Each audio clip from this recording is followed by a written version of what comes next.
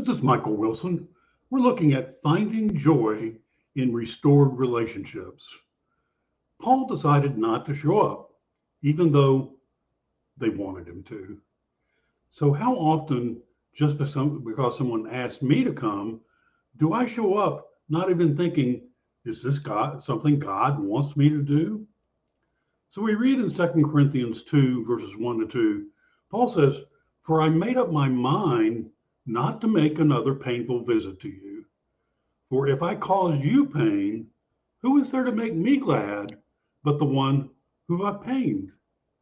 So, as disciples of the Messiah, we are called not only to proclaim his message, but also to embody his love in our interactions with others. The words of the Apostle Paul provide us a profound insight into the dynamics of relationships, repentance, and the transformative power of the Holy Spirit. This passage invites us to explore the intricate interplay between our actions, the pains they may cause, and the potential for reconciliation through the work of the Holy Spirit.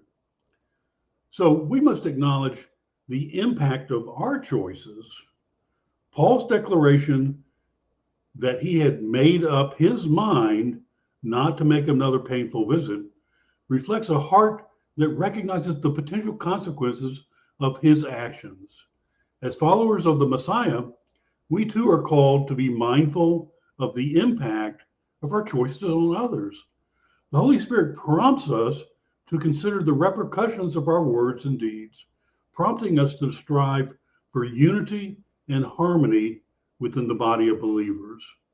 So there is transformative power in repentance. Paul's word reveals a profound aspect of the human experience, the pain of causing harm to those we care about.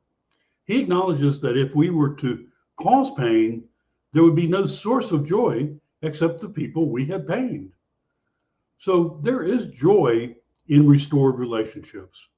The heart of this passage lies at the possibility of finding joy in restored relationships. Paul's willingness to forgo another painful visit stems from his desire to experience joy through the reconciliation of relationships. So, as followers of Jesus, we are entrusted with the sacred task of being ambassadors of his love and grace.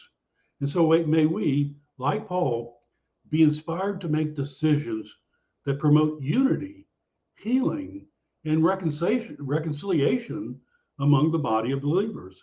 As we walk hand in hand with the Holy Spirit, we will witness the beauty of relationships mended, pain transformed into joy, and the love of the Messiah shining brightly through our lives. And that's some mighty good news, brothers and sisters.